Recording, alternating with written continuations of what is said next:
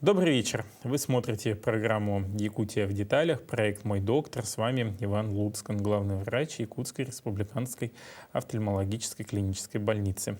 2024 год объявлен нашим президентом Владимиром Путиным годом семьи.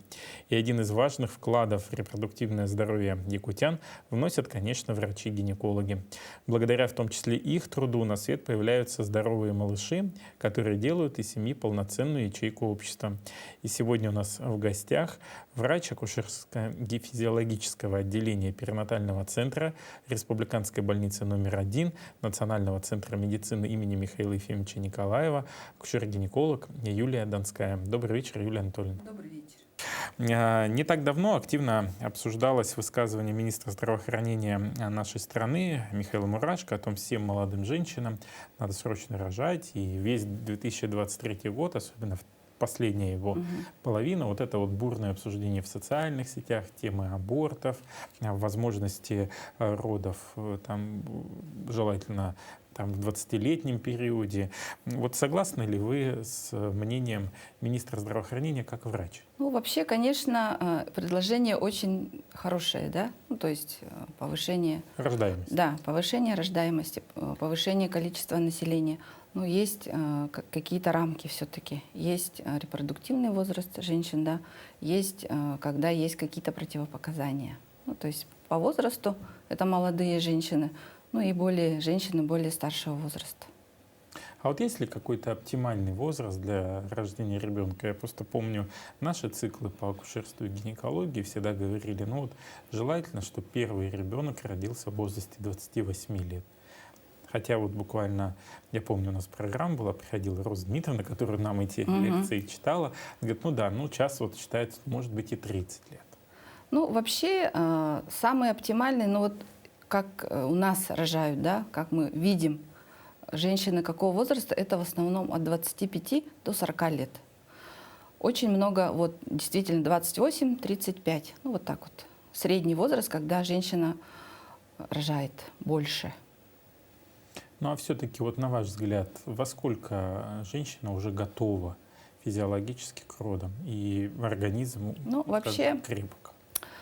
Репродуктивный возраст считается, ну, где-то с 18 лет мы считаем, да, с 18 до 40. Это вот считается женщина репродуктивного возраста. Ну, 20, начиная с 20, ну и где-то до 36, до 38, вот так вот. А вот вы наблюдаете вот психологические факторы? Вот готовы ли сейчас девушки в 20 лет рожать? Ведь было время, когда рожали там и в 16, и в 15 лет, ну, там, 3-4 да, века и назад. сейчас рожают юные, да, у нас девочки, женщины молодые. Но сейчас вот как-то время поменялось, и рожают больше женщины после 30, уже в зрелом таком, когда они осознали, что они готовы морально, они готовы, главное, материально. Ну, бывает, что да, молодые, 20-летние, бывает, что морально они бывают не готовы. Вот она забеременела, но она рожает этого ребенка. Но бывает, что психологически они бывают часто не подготовлены. Ну, основная масса. Есть, которые, конечно, прям осознанно к этому шли. Есть даже женщины в возрасте, которые, вот она забеременела, она рожает этого ребенка, но она тоже немножко не готова психологически. А вот есть ли сейчас какие-то службы психологические, которые работают с будущими мамами? Да, сейчас очень... Раньше такого не было, сейчас у нас есть клинические психологи. Они практически во всех поликлиниках при женских консультациях. И когда женщина приходит, допустим, к гинекологу на прием, сказав, что вот я забеременела, бывает, что они не знают, что делать с этой беременностью. Да, вот они приходят к врачу, и врач обязательно их отправляет на консультацию к клиническому психологу. И тогда уже клинический психолог их консультирует, дает какие-то советы, какие-то практики с ними проводят.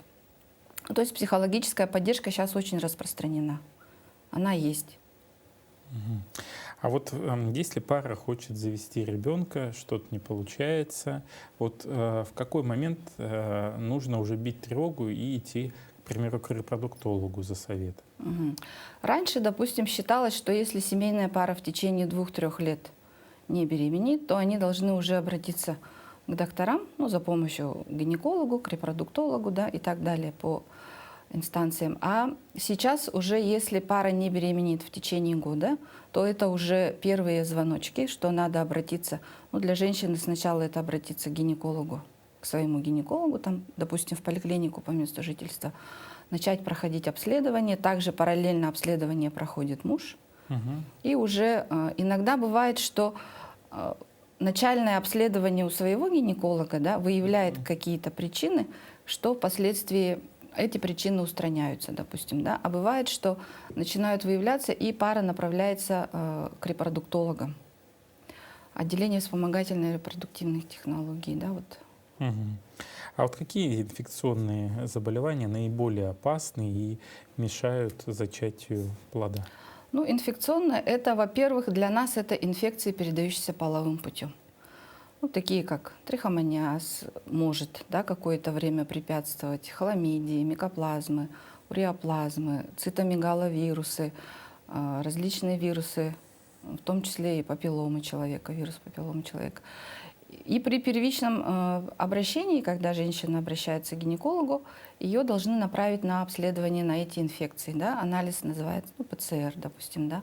Полимеразные ПЦРные инфекции, на выявление этих инфекций. И бывает, что когда выявляются инфекции, их мы лечим, то тогда уже препятствий к наступлению беременности уже нет. Проходят они, то есть беременность уже может наступить самостоятельно. А вот вирус папилломы человека, вот то, что как раз распространено. Ну, вирус папилломы человека, он их очень многовидный вирус, да, то есть сам вирус, допустим, вот он сейчас считается, что он присутствует практически в организме каждого человека, но находится, ну, по-простому говоря, в спячке, да, и какие-то вот инфекционные моменты, снижение иммунитета могут привести к тому, что вирус начинает активно действовать в организме. Ну и в основном вирус этот может вызвать потом осложнения беременности, ну, такие как могут быть преждевременные роды, да, внутриутробная инфекция плода может быть при родах. Вот, поэтому все это надо выявить до предполагаемой беременности, ну, то есть если вы планируете, и пролечите. Диагноз бесплодия всегда ли это приговор? Или же все-таки есть разные виды бесплодия, которые можно... Нет, бесплодие сейчас в наше время это не приговор. Да? То есть очень много пар у нас есть бесплодных. Бесплодие, оно бывает разное. Женское бесплодие, мужское бесплодие, первичное бесплодие, вторичное бесплодие. Да? Ну, это, если усугубляться, то это одной программы не хватит. Да? Но вообще это не приговор. Главное вовремя обратиться к специалисту и выявить причину бесплодия для начала. А вот чаще всего вот какие бывают причины? Ну, Вот в вашей практике. Вот, допустим, если говорить про женское бесплодие, да, то все-таки это первая причина — это воспалительные заболевания женских органов. Да. Ну, и очень часто сейчас мужское бесплодие распространено. То есть приходят очень часто семейные пары, причиной бесплодия которых все-таки является мужчина. А в чем проблема у мужчин? У мужчин тоже могут быть очень много проблем, допустим, со здоровьем. Допустим, если он считает, что он абсолютно здоров, то есть какие-то моменты, где оказывается не все хорошо. И надо все-таки пройти обследование так же, как и женщины раньше. И есть вот мужчины, которые: нет, у меня все нормально, да, причина это ты виновата. На самом деле потом выясняется, начинается обследование, и получается, что оказывается причиной это все-таки был мужчина. То есть нарушен, допустим, сперматогенез. Да, нарушен сперматогенез. Какие-то воспалительные, хронические заболевания, на которые мужчина не обращает внимания, и которые протекают, не давая о себе знать, да? Бессимптомно. Такое тоже может быть. И вот, ну, почему я вот к этому-то вопросу и подвожу, потому что, опять же, в социальных сетях очень много обсуждают. Социальные сети ведь это индикатор того общества. Да, сейчас особенно. Сейчас особенно. Вот говорят, вот мы же вроде физически здоровы, а родить не получается. Ну вот, ну почему? Потому что, скорее всего, Я думаю, что может быть связано и с нашими какими-то климатическими особенностями, да, так как мы живем в суровом регионе, может быть, да. А, Образ жизни наш, еда, которую мы принимаем, да, пищу, все-таки все это влияет. И все-таки надо обследоваться, понять первопричину, найти эту первопричину. И сейчас в современной медицине все очень просто. Главное выявить причину и начать ее лечить, если этого требуется. Вот такое заболевание, как эрозия шейки матки, которую отправляют потом на прижигание. Вот насколько это сегодня помеха для рождения ребенка, и стоит ли ее прижигать до того, как... Вообще сейчас, так, вкратце скажу, что эрозия, как само слово эрозия, да, это уже устаревший термин, скажем так, да. Раньше называли эрозия, да. Сейчас это, эрозия, она сама это воспалительное заболевание шейки матки, допустим, да. И причины тоже могут быть разные. В основном, конечно, это инфекционные причины. Что насчет, вот опять же, выявить эту инфекцию, вылечить, и эрозия сама проходит, да, вот по-простому говоря. Есть, конечно, другие причины, внешние, механические, допустим, вот после родов разрывы были, или были какие-то манипуляции, операции, да, вот. Но насчет прижигания, сейчас, конечно, медицина очень современная. Если раньше все это прижигалось электрокоагулятором, там, определенным током, электричеством, да, сейчас очень много разных методов. Радиоволновая хирургия, азототерапия, да. То есть помех особых сейчас нет, но все же сделаю замечание, что не рожавшим женщинам лечение эрозии вот такими хирургическими методами, там, прижиганием, нежелательно. Потому что все-таки происходит изменение тканей, да, хоть мы ее и лечим, изменение тканей происходит, и потом, допустим, это может препятствовать естественному родоразрешению. Могут возникнуть проблемы во время родов. Поэтому не рожавшим, конечно, не рекомендуется. Мы не рекомендуем такие процедуры. А вообще, вот какие программы сейчас существуют для тех, кто столкнулся с репродуктивной дисфункцией, и куда им обращаться тогда? Первоначально, конечно, все равно, если у женщины какие-то проблемы, она идет к своему гинекологу. Допустим, по месту жительства, в поликлинику, если она прикреплена там где-то в какой-то клинике. И там уже начинается обследование, выяснение причины, направление на анализы. И далее, допустим, если врач видит, что все-таки одному ему самому не справиться, он уже привлекает других специалистов, направляет ее в другие медицинские учреждения, допустим, в то же отделение репродукции человека при нашем медцентре. Вот как раз вопрос есть от телезрителя. Стояла на учете по беременности в одной из поликлиник города. К сожалению, не так часто видела своего гинеколога. Да? Бывают отпуски, больничные, различные конференции. И она то к одному гинекологу, то к другому. И, соответственно, захотела прикрепиться к платной клинике. Вот гарантируют ли в платной клинике такие же условия и следующую маршрутизацию, к примеру, к вам в больницу, в отличие от государственной клиники? Отличие от государственной платной, во-первых, конечно, это удобство для пациента. То есть, да, они приходят, допустим, на запись к доктору по времени, в определенный день, в определенный час, да, они не сидят в очередях, как в обычных поликлиниках, да, там, когда перед тобой куча народу, да, ты заняла очередь, непонятно, где эта очередь. Вот преимущество вот этого. Допустим, женщина выбирает удобное для себя время, когда ей удобно, когда она может подойти, в какое время, да, вот. А по маршрутизации отличий нет. Обследования те же, что и в обычных поликлиниках. Маршрутизация та же, допустим, если женщину нужно госпитализировать, доктор звонит в учреждение, в которое она хочет ее госпитализировать, договаривается на госпитализацию, определяется время, дата госпитализации, то есть в этом нет. Вот визиты к гинекологу, как часто их надо проводить, да, и в каких случаях частоту надо увеличивать? Вообще, хотя бы раз в год женщина обязательно должна быть у гинеколога. пройти анализы, ну, обычный мазок на микрофлору, на онкоцитологию обязательно, да, раз в год. Если все нормально, одного раза в год достаточно. Но если вдруг врач выявит какие-то отклонения, допустим, там воспалительные заболевания или по анализам что-то, то тогда, конечно, дополнительно назначается дополнительное обследование, дополнительный прием. Это уже смотрится в зависимости от патологии индивидуально. Если все нормально, хотя бы один раз в год. Вот какие исследования чаще всего назначают тем, кто планирует беременность? И стоит ли заморачиваться тем женщинам, у которых все хорошо на осмотр? Ну, в основном это, конечно, общие клинические анализы. Это общий анализ крови, общий анализ мочи, биохимия, да, ну, мазки на инфекции, ПЦР, допустим, да, анализы на инфекции.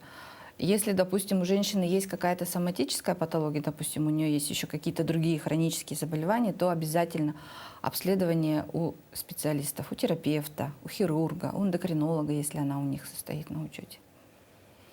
Но если женщина считает себя абсолютно здоровой, все равно к гинекологу надо обратиться и сдать хотя бы вот обычный мазок, цитологию, сходить к гинекологу. Еще раз убедиться, что с ней все в порядке.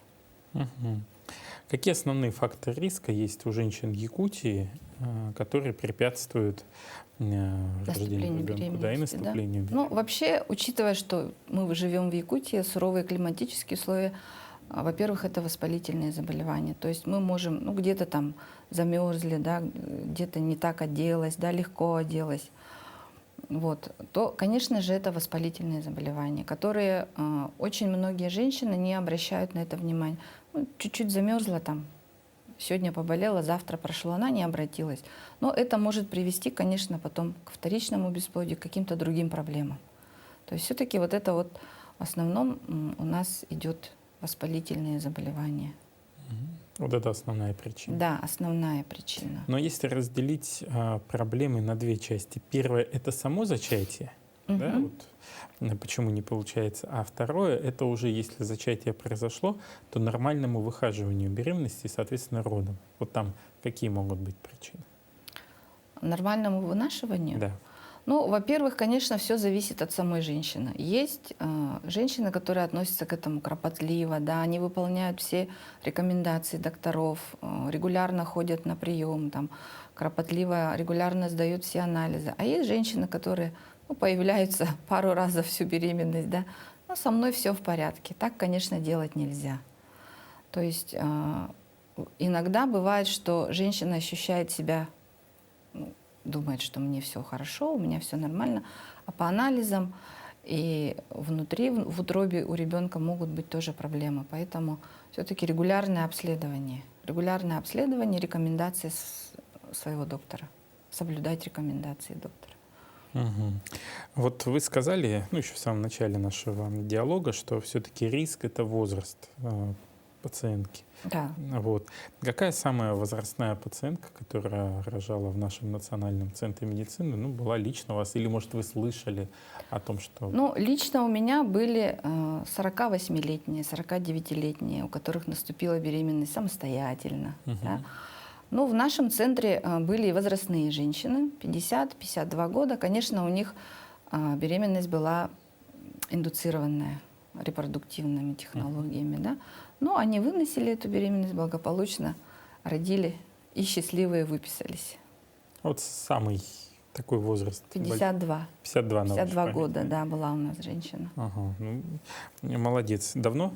Не помните? Ну, года 4 назад, может. Ага.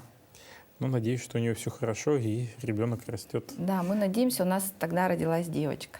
Ну, это была девочка. Значит, маме подарок. Да. Порой врачи не хотят рисковать здоровьем женщины и ребенка, назначают кесарево сечение.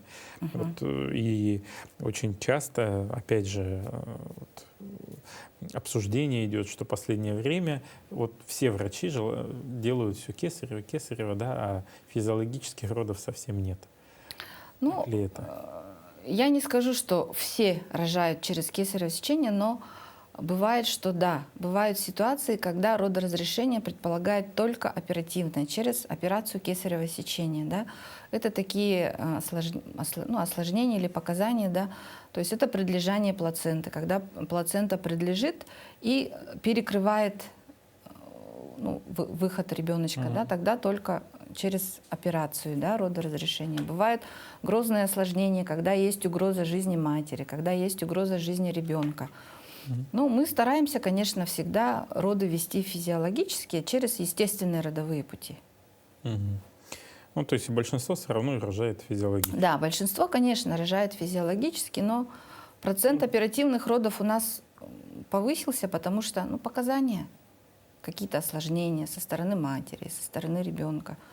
Вот, да, когда есть риск угрозы жизни матери или ребенка, то, конечно, вопрос о естественном родоразрешении тогда не стоит.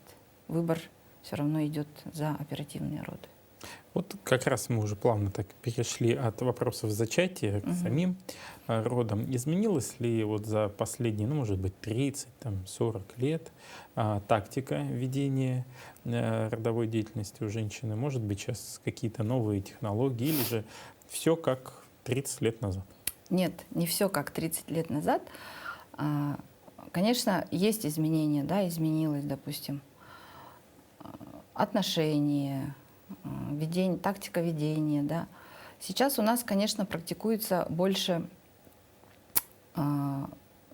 когда вот меньше вмешательств, да, то есть меньше осмотров, партнерские роды, вот когда муж или мама. Кстати, вот часто бывает, Да, что муж рядом да. сейчас? У нас в нашем центре практикуются партнерские роды. В обморок не падает? Ну, был один раз случай, бывает, но мужья сейчас очень подготовленные, они очень осознанно приходят. Не просто так жена сказала, нет, они очень поддерживают. Моральная поддержка для женщины во время родов — это очень главный аспект.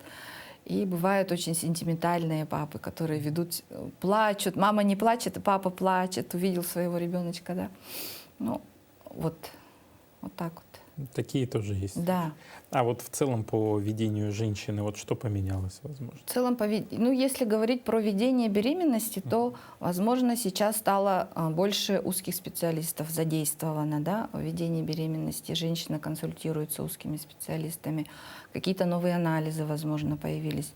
Ультразвуковые исследования плода, да, если раньше вообще не было, да, УЗИ, и даже пол ребенка, допустим, женщина не знала, узнавала только когда рожала, да, когда только родила ребеночка. Сейчас вот это вот все, конечно, поменялось в этом плане, в плане диагностики. Сейчас на ранних сроках мы можем узнать пол, на ранних сроках беременности мы можем понять, узнать, допустим, какие-то врожденные пороки развития у ребенка есть или нет. Там, даже можно узнать, есть ли какие-то хромосомные аномалии. Вот такие вот анализы у генетиков женщина обследует. Раньше этого не было. Ну и, соответственно, это учитывается. Да, соответственно, это учитывается и в дальнейшем ведении беременности. Вот эти все обследования. Не просто так. Вот если, ну, конечно, мне сложно себя поставить на место женщины, но вот, предположим, я пациентка, которой, ну, уже срок подходит, уже выставлен предварительный срок родов. Вот за сколько до предполагаемого срока родов, значит, необходимо девушке госпитализироваться, куда госпитализироваться, кто определяет это место назначения, так, и что со мной будет там происходить? Ну, во-первых, если у женщины беременность протекает абсолютно нормально, нет никаких отклонений и в анализах, и в состоянии, если с ребеночком все нормально, то предварительно женщина поступать в больницу, я считаю, что она не должна. Она должна поступить в роддом уже со схватками, уже в родовой, ну, с начавшейся родовой деятельностью, да. Вот она приехала со схватками, ее подняли в родовое отделение, приняли в приемном отделении, подняли в родовое отделение, она родила, ее перевели в послеродовое отделение, и через пару дней она выписалась. Ну, это вот при идеале. Это идеал, да. Ну, в основном, конечно, так.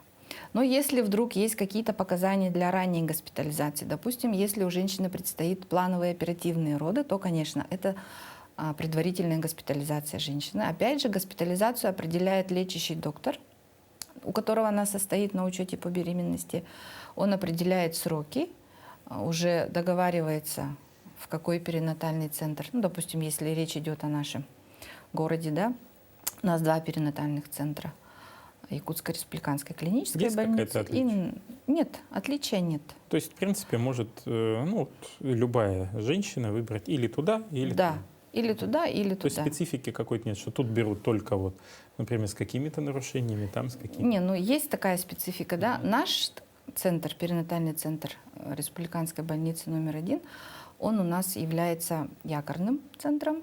И у нас рожают женщины с какими-то осложнениями. Если есть у ребеночка какие-то врожденные пороки, развитие, там, какие-то проблемы, то эти женщины направляются в наш перинатальный центр. Я почему вот это спрашиваю, потому что это самый задаваемый вопрос. Ну да. Вот я хочу там, я хочу Да. там. Вот Но если, там. допустим, женщина хочет рожать в определенном роддоме, допустим, она приехала и поступила. Вот она приезжает и говорит, я хочу рожать у вас. Мы никому не отказываем. Угу. Ну, за исключением, в этом- когда у вас санация происходит. Ну, да, бывает, что мы закрываемся на плановые санации, когда вот тогда, возможно, могут быть такие. Но все равно мы стараемся никому. Если женщина приехала со схватками, куда ее отправишь? Она же скоро родит. Угу. Ну, это вот со схватками, да? Если на плановые, ну, тогда уже 10 Да, отдельно это уже идет. планово, там назначается дата определенная. И женщина в эту дату приезжает, ей дают направление, и она поступает. Ну, вот для тех, кто еще не рожал, да, вот чуть-чуть немножко еще копнем глубже. Что такое схватки? Как женщина это должна почувствовать, насколько это больно, да, и сколько вообще в целом длятся роды? Ну, что такое схватки? Да? Схватки — это боли, родовые боли, да, когда начинается родовая деятельность, матка начинает сокращаться, она приходит в тонус. Эти боли периодические. Ну, то есть матка приходит в тонус, начинает болеть, и боль. Женщина ощущает боль. Потом через какой-то промежуток времени эта боль проходит, отпускает. Да? Потом через определенный промежуток времени эта боль повторяется. И начинаются уже периодические вот эти вот боли. Да? Ну, насчет, насколько это больно, у всех по-разному. Это зависит индивидуально от каждой женщины. Кому-то это будет, ну, так, терпимо, а кто-то скажет, ой, нет, это так страшно, я не могу терпеть боль, да. Ну, насчет сколько длятся роды, тоже это все индивидуально. Раньше были такие определенные промежутки, ну, что вот первородящие рожают там до 24 часов, могут там до 36 часов, ну, то есть это в порядке нормы, да. Ну, повторно родящие, естественно, быстрее, там 10-12 часов. Ну, как показывает практика, эти временные, ну, конечно, в основном они соответствуют, но бывает, что и первородящие рожают очень быстро, и повторно родящие бывают роды затяжные, ну, медленные, да, допустим. Вот она болеет, ну, и в своем темпе. Ну, то есть вот она 7 часов лежит только на... Со схватками. Это со первый схватками. период родов. А да. вот именно, допустим, в операционную, где принимают роды, вот она когда поступает? В родовый блок Да, со схватками. уже со схватками. Уже со схватками. И там может и 7, и 8 часов именно там Да, находиться. а может быть такое, что начальные схватки, как мы называем предродовые боли, они подготовительные, да, они начинаются, как будто вроде бы начинаются, она думает, о, все, начало есть, началось и едет в роддом. Ну, смотришь, она не в родах, да, ну и объясняешь женщине, что вот это вот подготовительные, они могут пройти через какое-то время. У кого-то они постепенно начинают увеличиваться, развиваются, и появляется регулярная родовая деятельность. А у кого-то вот эти подготовительные какое-то время, там пару часов, может полдня побеспокоить, а потом пройти, как ни в чем не бывало. Ну, то есть в любом случае, когда женщина ощущает изменения, да, какие-то болевые ощущения там, или какие-то выделения у нее непонятные, она должна все равно обратиться. Вот если родоразрешение наступает посредством кесарево сечения, как долго еще мама и ребенок находятся в больнице, и сразу ли дают ребенка матери? Да. Оперативные роды, конечно, они находятся в больнице чуть дольше, чем после естественных родов, ну, на сутки, на двое максимум, да. Если операция была плановая, все нормально прошло, мы можем маму выписать на 4-е сутки. 4-е, 5-е. Самое раннее — это 4-е сутки после оперативных родов, мы уже их выписываем домой. Ребенок прикладывается к груди сразу, там же в операционной. Ребенка осматривает неонатолог. и сразу прикладывается к груди, тут же в операционной, да, к маме. С мамой он переводится в реанимацию. Сейчас мы стали их переводить в реанимацию. И с первого дня, после того, как маме стало лучше, ее переводят в отделение, и ребенок находится уже сразу с ней до выписки, если нет каких-либо противопоказаний со стороны мамы или со стороны ребенка. Вот. А стоит ли вообще бояться девушки физиологически рожать? Ну, вообще, я бы, наоборот, сказала, что стоит побояться оперативных родов. Все-таки это оперативное вмешательство, да? И оно все равно будет иметь какие-то последствия, ну, потом. Ну, во-первых, это будет рубец, да, на матке, это будет шов на животе. Вот. Но все-таки физиологических родов бояться не надо, надо стараться и стремиться к тому, чтобы у вас были физиологические роды через естественные родовые пути. Почему? Потому что все-таки это в нас вложено природой, это у нас вложено генетически. Ну, бывают, конечно, когда проблемы, когда женщина не может через естественные родовые пути родить ребенка, и приходится делать выбор в сторону оперативного рода разрешения. Но в основном, конечно, женщина всегда должна быть настроена на естественный род. А вот тройняшки, как часто в последнее время они рождаются? Тройняшки, ну, довольно-таки. Не скажу, что там каждый месяц, да, но каждый год у нас есть. Ага. Ну, наверное, они все-таки оперативно. Тройняшки, да, оперативно. Оперативное, плановое оперативное родоразрешение. Но такие женщины есть? Такие женщины есть. Двойняшек много, да, близнецов. Ну, двойни у нас бывают оперативные родоразрешения. Ну, стараемся, конечно, всех родоразрешать естественным родовым путем, если нет противопоказаний. Может быть, какой-то есть совет нашим женщинам, те, которые хотят зачатия ребенка, или те, которые уже в процессе Ожидают. Да, ожидания? Ну, совет, конечно, во-первых, это поберечь себя, обследоваться. Если, допустим, женщина на этапе подготовки к беременности, она только планирует, да, конечно, все это психологически она должна быть готова. Психологически, физически она должна быть готова. Она должна сходить, полностью обследоваться. Если есть у нее какие-то хронические заболевания, пролечить их, чтобы потом не было обострения этих заболеваний, проконсультироваться со своим лечащим доктором. Вот стоит ли бояться резус-конфликта и что это такое? Ну, резус-конфликт — это у нас, когда группа крови у всех людей она разная. И есть резус-фактор положительный и отрицательный. У некоторых людей этот резус-фактор положительный, ну, у меньшинства отрицательный. Большинство, конечно, положительные резус-факторы.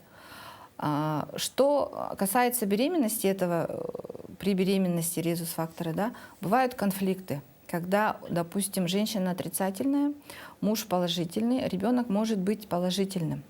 Тогда выделяются антитела в организме женщины, ну, то есть вот. Ну, это тоже все это определяется, надо до беременности можно сдать на группу крови, определить, допустим, если женщина вдруг не знает, какая у нее группа крови, какой у нее резус-фактор, это все определяется, определяются антитела, есть эти антитела или нет, допустим, да.